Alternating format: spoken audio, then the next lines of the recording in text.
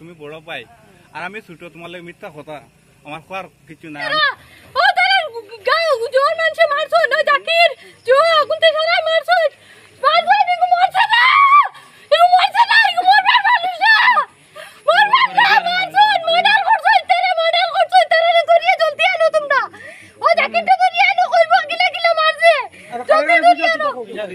জলদি জাকির রানা ফাকি খঙ্গুল ওটা সারা মিলিয়ে পয়সা খাইছন আমার শোনা লাগছে পয়সা দিতে পয়সা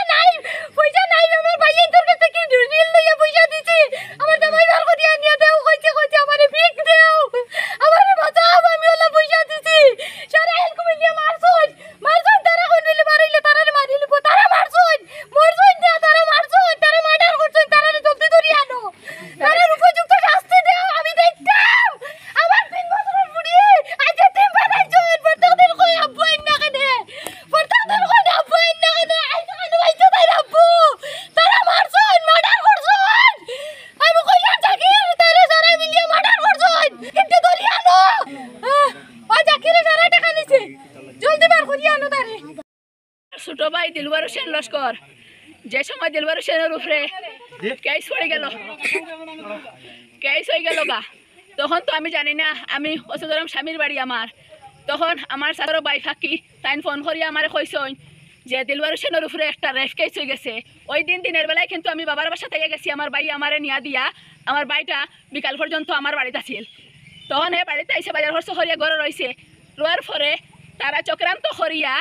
একটা দ্বন্দ্ব বাজাইছেন, একটা রেপ কেস একটা গরিব পরিবারের মেয়ে উঠাইয়া আমার বাইরে প্লাস আরও গ্রামের বাত্তিও যারা আসলো টাকা পয়সা আলা মানুষ দেখিয়া তারা কেস দিছেন। তখন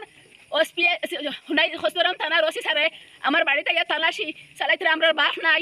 আমরা এতিম অসহায় মানুষ, আমার ভাই একজন তাই বিদেশ গাড়ি চালাইন তাই গেছেন গে আমার ভাইয়ের বউরে ওইয়া কইসন আসামি ফাইলেন আমরা উঠাইয়া নিমুগা তোমরা এই করমু সেই করমু ওটা আমরা হুমকি দুমকি দেওয়ার পরে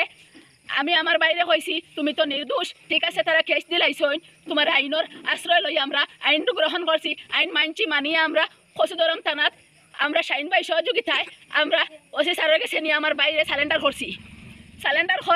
করছি কিন্তু এর আগে আমার ফাঁকি ভাইয়ে এই বিচারে এই জিনিসটা ফুড়াইয়া 7 লক্ষ টাকার ডিমান্ড হইয়া টাকা টাইম রয়েছে 3.5 লক্ষ টাকা তারা নিছই আর কইসন কেস হয়ে গেছে যখন চাইটা কম্প্রোমাইজের লাইনে ফুড়াইব বাকি 3 লক্ষ 3.5 লক্ষ টাকা তারা আওতায় রইয়া গেছে গেলে আমি কইলাম ভাই দন তুমি কেস দেরায় লগে যারায় আর আমার খালি হোক কম্প্রোমাইজ হয়ে গেছে এটা তো খালি লড়র এটা খালি জটিলর কিলা ফুড়াইব বিলে ফুড়াইবার লাইন আছে এরার লগে আমার খুব খাতির খুব সম্পর্ক, আমি উঠ কইলে উঠ বস কইলে বস ওইভাবে আমার সম্পর্ক এটা এমনি সমাধান হইব। আমি রিকোয়েস্ট করিয়া কইছি ভাই যান আমরা তো স্বামীর বাড়ির আর আপনি তো আমার বড় ভাই আর যে অবস্থায় এই জিনিসটা সমাধান হয় জেলা খরচ ঠিক আছে ওগুলো ওইভাবে থাকুক হইয়া কম্প্রোমাইজ করার পরে আমার বাইর উপরে কেস হইল, আমার বাইরে আইনের আশ্রয় নিলাম তারা এর পরে অত টাকা লইছেন যেন তারা আমি ওসি স্যার হইয়া আর শিলচরের আমরা ডিসি স্যার কাছে আমার রিকোয়েস্ট তালাশি লাগাই প্রথম অবস্থায় 7 লক্ষ টাকার ডিমান্ডটা থানাত গেছে কিভাবে গন্ধ গেছে আমি জানি না, তারা রে উঠাইয়া নিচে থানায় নিয়া তারা কিলা ছুটি আইসইন তারা 7 লক্ষ টাকা লইসইন আর একজন কিরবাই তাই দিয়া ওগু সিগনেচার হরাইয়া নিয়া এসপি দিছইন ম্যাজিস্ট্রেটও দিছইন সিআই দিছইন দিয়া হইছইন এরার বিচার চাই এরারে জেলো থাকা অবস্থায় বিচার শুরু হইতো ও কথা তারা হইছইন কিন্তু নির্দোষ ভাই এমন আইনের আশ্রয়ে বাঁচিব মনে করিয়া আমরা আইনের আশ্রয় লওয়া সত্ত্বেও তারা সব দরজা বন্ধ করিয়া তারা টাকার ডিমান্ড দেন। আমার বাড়িতে গিয়া তারা 7 লক্ষ টাকার ডিমান্ড দিছইন আবার কইছেন ফুন্নাটা শেষ নয়াটা শুরু টাকা টাইন লইছইন 1 নম্বর ফাঁকি পাইছাব 2 নম্বর জাকির 3 নম্বর আলী আকবর 4 নম্বর হুসেন ওরা 10 জন মানুষ আসইন রানা আবু গিয়াস ওইলা আমি তো স্বামীর বাড়ির মানুষ বেশি তো জানি না আমি যত সব জানি হই আর আপনারা তালাশি লাগাই দেখবা এই জায়গাত এলা একটা সিস্টেম চলে আর এইরকম ডাকু হলে নিয়াজুল নামের একটা ছেলেরে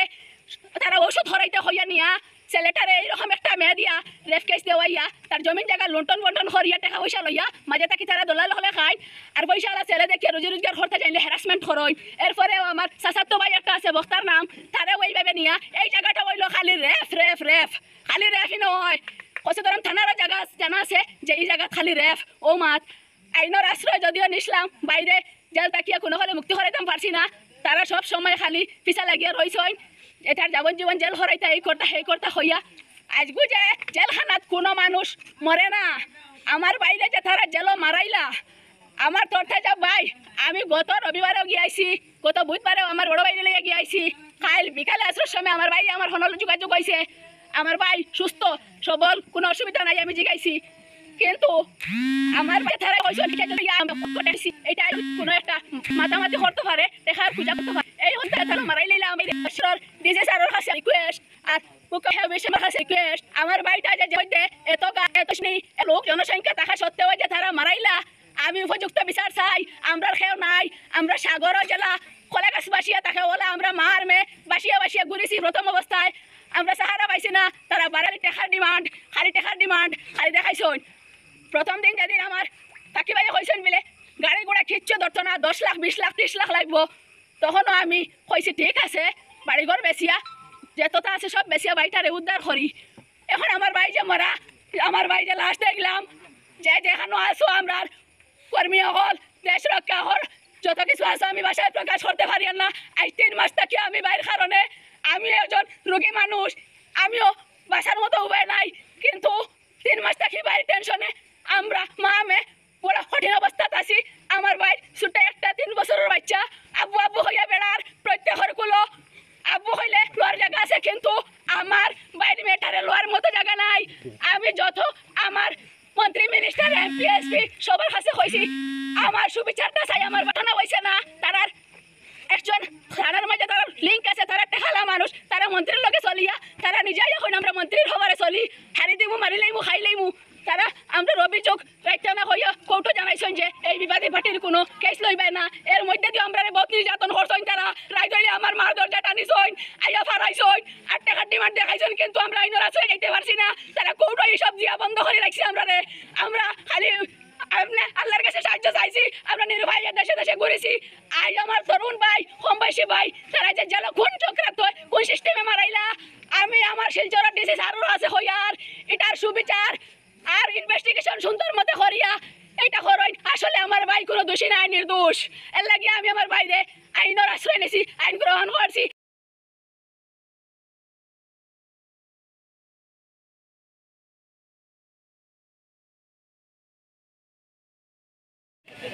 আমি একজন ড্রাইভার আমার ছোটো ভাই মারা গেছে আজকে জেলের মধ্যে সে আমার ছোটো ভাইয়ের মেয়ে একটা আমি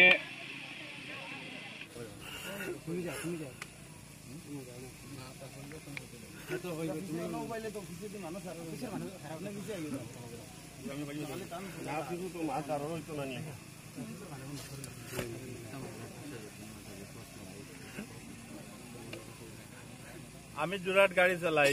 আমার ছোট ভাই যে মারা গেছে আজকে জেলের মধ্যে আমি জোরাট আসলাম গাড়ি চালানি তখন উনছি এরকম কেস হয়েছে তারে হ্যারাসমেন্ট করা হওয়ার আমার ভাই আমার ফোন করে কইছে ভাই তুমি গাড়ি চালাও তুমি আইও নাই তার কিছু নাই মিথ্যা মামলা এগু করছো না আমার উপরে আমি কেন উনিয়া গাড়ি চালানিতে আসলাম গত রোজা মাঘ আমার ফোন মারিয়া কইছে ইতর আগে ভাই তুমি যে কোনো মতে হও ভাই আমার সাহায্য করো আমার তো বেকলে ঢুকাই দিছুন থানার মধ্যে জেলের মধ্যে আছি আমি আইসি আইলে শুনলাম তো সে তো সুস্থ সবল আমার কইছে ভাই ওরকম যত টাকা লাগে যত কিছু লাগে ওখান তো সমাধান করো বলে আচ্ছা রে ভাই সমাধান করবো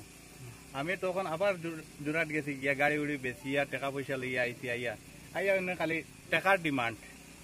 তারা টাকার দাবি করেন 8 লাখ 10 লাখ 15 লাখ পর্যন্ত ডিমান্ড করডা আমার ভাইও কইছে কিছু তারা যে চাপ দিতরা টাকা পয়সা বেশ লাগবো আরো তুমি গাড়িও বেছিলাম গাড়ি বেশি বেশি আইয়া কত 3-4 দিন আমরা ভাই বোন দুজন গেছি গিয়া সুস্থ সবল আমার ভাই সে হাসি খুশি আমরা লোক গল্প করতে কইছে আচ্ছা ঠিক আছে আমরা কইছি যে কোনো মতে তোমার বাইরে জামিন করাইম তারা ওরকম মাতামাতি করিয়া আমরা আইছি সে কইছে না তোমরা যত টাকা লাগে আমার বারে বা করো ও মাথুগুলো রয়েছে আমরা বুঝাবুঝি করি আইছি আমি আর কি হে মানসিক মানে চাপে কইতে টাকার ডিমান্ড গুলা শুনিয়া তার হার্ট অ্যাটাক তার দিমাগও করে ঠেকা কত দিলেও আমার কেসটা সমাধান হইব ও সমাধানের লাগিয়া হে একটা এটা তার একটা মানসিক চাপ আসলো না এটা একদম মিথ্যা তার কাছে প্রমাণিত আমার কইছে তুমি বড় পাই আর আমি ছোট তোমার মিথ্যা কথা আমার খোয়ার কিছু না আমি এরকম কাজ করছি না যতটুকু হয়েছি এতটুকু নাই হ্যাঁ এটা সাজানো হয়েছে সম্পূর্ণ মার সাজানো হয়েছে